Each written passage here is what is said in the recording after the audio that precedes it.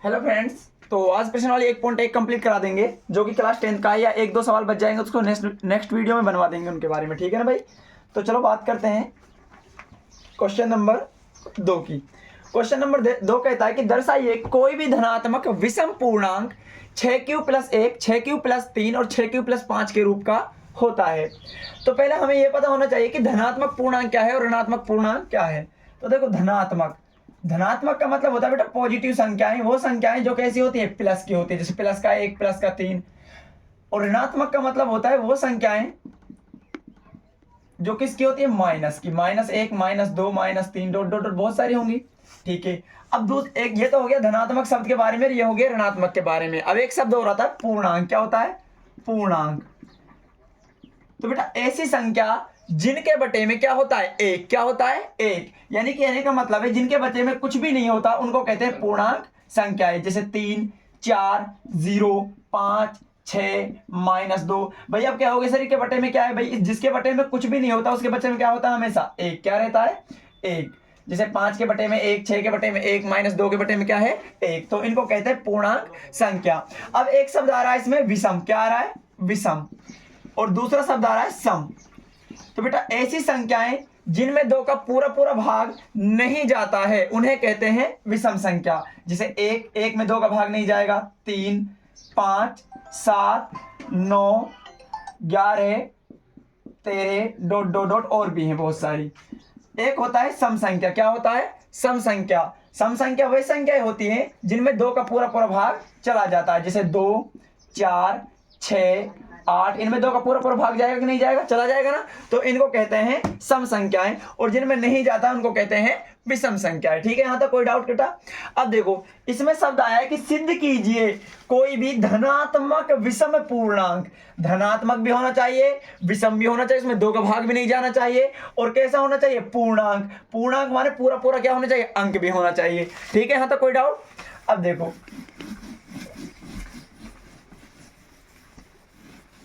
तो बेटा एक बात बताओ, इस सवाल में दे रखा है सवाल होता हम सब ने पढ़ रखा है कि यूक्लिड विभाजन जो प्रमेय होती है, ए बराबर होता है BQ+R। ये होती है यूक्लिड की थ्योरम। अब बेटा ए क्या होता है, बड़ी संख्या जिसमें क्या करते हैं, भाग देते हैं। बी क्या होती है, छोटी संख्या जिस संख्या का भाग दिया जाता है। क्यू होती है बेटा भागफल। क्या होती है, भागफल। और आर होता है रिमाइंडर, इसको कहते हैं शेषफल। यहां तक कोई डाउट बेटा। अब देखो जैसे मैंने कहा तुमसे कि भाई मुझे ए का मान नहीं पता, बी का मान कितना है, 6 है। कितना है, 6। ए का मान मुझे नहीं पता, मैंने कह दिया बी का मान 6 है, क्यू का भी नहीं पता, और ना ही मुझे आर का मान पता है।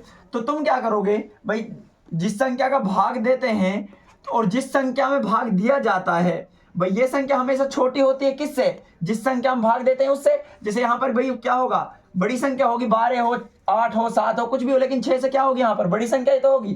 तो ऐसे एग्जांपल लेकर देख लेते हैं। पहले मैं 6 का भाग दे रहा हूं किसमें भाई, 6 से बड़ी कौन सी है, 7। 6 कम 6, कितना बच गया, 1। फिर किस में दे रहे हैं, 8 में। 6 कम 6, कितना रिमाइंडर बच गया बेटा, 2 शेषफल बच गया। फिर देंगे 6 का 9 में। 6 कम 6, कितना शेषफल बच गया, 3। फिर देंगे 10 में। 6 कम 6, कितना शेषफल बच गया, 4। फिर देंगे 6 का 11 में। 6 कम 6, कितना शेषफल बच गया, 5। फिर देंगे 6 का भाग 12 में। 6 दूना 12, कितना शेषफल बच गया, 0। यानी बेटा इसका कहने का मतलब यह है कि जब 6 का भाग किसी भी संख्या में आप दोगे जो 6 से बड़ी होगी, तो आपका शेषफल क्या क्या आ सकता है बेटा, 0 आ सकता है शेषफल, 1, 2, 3, 4 और 5। कभी भी शेषफल 6 आ सकता है क्या, नहीं आ सकता, क्योंकि भाई 6 होगी तो 6 का 6 में तो भाग चला ही जाएगा। यानी कि जब किसी संख्या का भाग उसमें देते हैं, किसी भी संख्या में देते हैं, तो शेषफल हमेशा जिस संख्या का भाग दिया जाएगा उससे 1 अंक कम होगा। जैसे हमने 6 का भाग दिया तो शेषफल 0 से लेकर कहां तक बचेगा, 5 तक बचेगा। 8 का भाग देंगे तो शेषफल कहां से बचेगा, कहां तक बचेगा, 0 से लेकर 7 तक। 2 का भाग देंगे तो शेषफल क्या बचेगा, 0 से लेकर 1। ठीक है भाई, कोई डाउट यहां तक। अब देखो सवाल कह रहा है कि सिद्ध करो कोई भी धनात्मक विषम पूर्णांक 6q+1, 6q+3 और 6q+5 के रूप का होता है। अब क्वेश्चन को करते हैं बेटा सोल्व। अब देखो जब सवाल को सोल्व करना है तो सबसे पहले इसमें मानना पड़ेगा कि माना ए व बी कोई धनात्मक पूर्णांक है। कैसे पूर्णांक है भाई? धनात्मक, क्योंकि सवाल वाला धनात्मक सिद्ध करवाना चाह रहा है, इसलिए क्या सवाल है? धनात्मक पूर्णांक है। धनात्मक का मतलब वो ऋणात्मक नहीं है, वो संख्या है कैसी नहीं है? माइनस की नहीं है, प्लस की है, ठीक है। जहां अब बेटा जहां Q, R भी कोई अन्य धनात्मक पूर्णांक है, अन्य धनात्मक पूर्णांक है। कोई डाउट यहां तक बेटा? अब देखो बेटा मैंने ऐसा क्यों माना है, देखो आप सबने पढ़ा यूक्लिड विभाजन प्रमेय को। ए बराबर क्या होता है? B Q plus R. A बराबर क्या होता है? B Q plus R. A का मतलब होता है बेटा बड़ी संख्या जिसमें भाग देते हैं, बी वह संख्या होती है जिसका भाग दिया जाता है, आर शेषफल बचेगा और भागफल क्या होता है? क्यू। तो बेटा देखो सवाल में दे रखा है बी की जगह कितना दिया है, देखो सवाल में बोला 6 और क्यू, भाई बी का मान कितना दे रखा है सवाल में? 6। कितना दे रखा है? 6। जिस मान को सवाल वाला देता है, जिसे वो कहता है 6q प्लस 1 को सिद्ध करो, 6q प्लस 5 को सिद्ध करो, तो 6 का मतलब है वो बी का मान है। सवाल में बोले 5q प्लस 1 सिद्ध करो, तो जो 5 है ना वो किसका मान है? बी का। तो इसी तरह 6 किसका मान है? बी का। अब मुझे आर का मान नहीं पता, लेकिन मुझे इतना पता है बेटा जो आर का मान होगा वो, अब बी का मान अगर 6 है तो आर का मान 0 से लेकर कहां तक बच सकता है? 5 तक। कहां तक? 5 तक। मैंने अभी सिद्ध भी कराया था इससे पहले। तो हम क्रम से आर का मान रखते जाएंगे। पहले देखो आर बराबर कितना रखने पर? 0 रखने पर। भाई ऐसा भी हो सकता है आर बराबर क्या बच जाए बेटा? 0। जब आर बराबर 0 आएगा तो जब 6q में 0 जुड़ेगा तो क्या आ जाएगा? 6q। फिर रखेंगे आर बराबर 1। कितना रखेंगे भाई? 0 को तो रख दिया, अब किसको रखेंगे? 1 को। तो ए बराबर क्या हो गया? 6q plus 1। अब किसको रखेंगे? 2 को। आर बराबर कितना रखेंगे? 2। तो ए बराबर हो गया 6q प्लस 2। अब आर बराबर कितना रखेंगे भाई? देखो जगह कम है, सीधा देख लेना। आर बराबर कितना रखेंगे? 3। तो आर बराबर जैसे 3 रखोगे तो ए बराबर 6q का तो 6q रहेगा बेटा। आर की जगह कितना आ जाएगा? कितना आ जाएगा आर की जगह? 3। ए बराबर अब आर बराबर कितना रखेंगे? 4। तो ए बराबर क्या हो जाएगा? 6q प्लस आर की जगह कितना आ जाएगा? 4। अब कितना रखेंगे आर की जगह? 5। कितना रखेंगे? 5। तो ए बराबर हो जाएगा 6q प्लस 5। अब देखो बेटा सवाल वाला पूछ रहा है, सवाल वाला ये पूछना चाहता है कि उनको बताइए जो कैसे हैं? विषम धनात्मक पूर्णांक है। विषम का हम जानते हैं कि ऐसी संख्या जिनमें 2 का भाग नहीं जाता। देखो बेटा 6 में तो 2 का भाग चला जाएगा, तो ये कैसा हो गया? सम, ठीक है।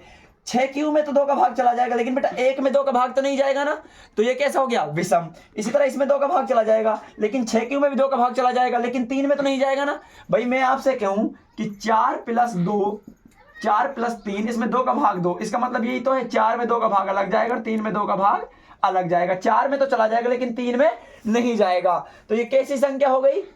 विषम संख्या। यानी कि सब में अलग अलग भाग देकर चेक करना है।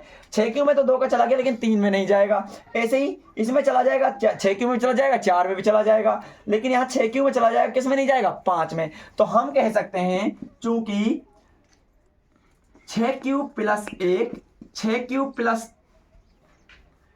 3 और 6q प्लस 5 धनात्मक विषम पूर्णांक के रूप का होता है। इस बात को वैसे उसे बताना है, विषम पूर्णांक के रूप का होता है। क्यों होता है? क्योंकि बेटा इनमें किसका भाग नहीं जाता? 2 का भाग पूरा पूरा नहीं जाता। यहां तक समझ में आ गया होगा? स्क्रीनशॉट ले लो या फिर उतार लो कॉपी में। अब इससे नेक्स्ट क्वेश्चन, अगले क्वेश्चन की बात कर लेते हैं। Question number 2।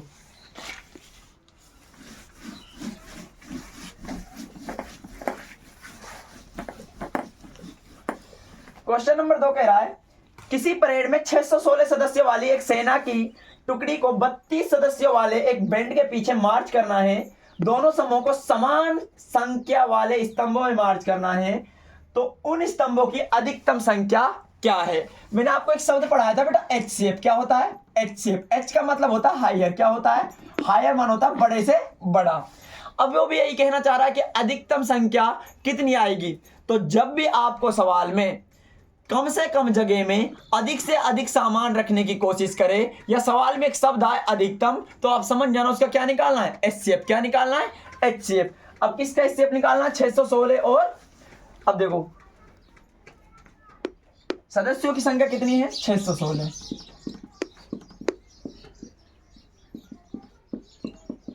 616। और बैंड के पीछे जो मार्च कर रहे हैं उनकी संख्या कितनी है? 32 सदस्यों वाले एक आर्मी के कितने सदस्यों वाली टुकड़ी के पीछे मार्च करना है उसको? 32 सदस्यों के वाली के टुकड़ी के पीछे क्या करना है? उनको मार्च करना है। यानी हमें पता है बेटा, हमें निकालना है इसका क्या? HCF। क्या निकालना है? HCF। तो हमें पता है यूक्लिड विभाजन से निकाल देंगे। किससे निकाल देंगे? यूक्लिड से, आसान पड़ जाएगा। तो देखो हमें क्या करना है, बड़ी संख्या में किसका भाग देते हैं? छोटी का। बड़ी क्या है? 616 और छोटी संख्या क्या है? 32। भाई हमें यही तो पढ़ा है, ए बराबर क्या होता है? BQ plus R। ए का मान क्या होता है? बड़ी संख्या क्या है? 616। छोटी संख्या क्या है? 32। क्यू का मान जब पता लगेगा जब भाग जाएगा। देखो 32 है कम 32, कितने बार चला गया? एक बार। अब घटाओ, 11 में से 2 गया तो 9, ये बच गया 5 में से 3 गया तो 2 और उतार लिया 6। कोई दिक्कत बेटा? अब देखो फिर इसमें भाग दो 32 का। 32 का पहाड़ा कितनी बार बोले कि 6 आ जाए पीछे को? तो देखो 8 बार बोल देते हैं। 8 2 ना 16, हाँ सिलाई 1, 8 ते 24 है, कितना हो गया? 25। ये भी नहीं जाएगा। 200। हाँ तो कितने बार बाहर जाएगा? देखो 9 बार बोल लेते हैं भाई, एक बार 9 बार बोल के देख लेते हैं। 9 2 ना 18, हाँ सिलाई 1, 9 ते 27 है 28, कितना हो गया? 288। जब 9 बार पहाड़ा बोलते हैं 32 का तो कितना आ गया? 288 आ जाता है। घटाओ, 16 में से 8 गया तो 8, 8 में से 7 गया 0 और 2 में से 2 गया तो 0। यानी कि जब मैंने 32 का भाग 616 में दिया तो कितनी बार गया बेटा? कितनी बार गया? 19 बार। ये किसका मान हो गया? Q का। R शेष पर कितना बच गया? 8। कोई दिक्कत? अब देखो अब फिर क्या करना है, अब इस 8 का भाग किस में देना है बेटा? इस 32 में। 8 चौका 32, क्या बच गया शेष पर? 0। यानी कि अब की बार बड़ी संख्या क्या? अब बेटा इसको नहीं देखना है, इसको देखना है। अब बड़ी संख्या क्या है इसमें? 32। छोटी संख्या क्या है? 8, जिसका भाग दे रहे हैं। भागफल क्या आया है? 4 और शेष पर क्या आया? 0। और मैंने आपको बता रखा है कि जब R का मान 0 आ जाए तो जो ये संख्या होती है जिसका भाग लास्ट में देते हैं वही क्या होती है? हमारी HCF। क्या होती है? HCF। तो कितना आ गया इसका HCF? 8। तो देख लो, स्क्रीनशॉट ले लो। ये बेटा रफ कार्य होता है, इसको चाहे साइड में कर लिया करो, कोई दिक्कत नहीं, असल में ये काम। ठीक है ना? तो आज के लिए इतना ही, बाकी कल पढ़ाएंगे। Thank you.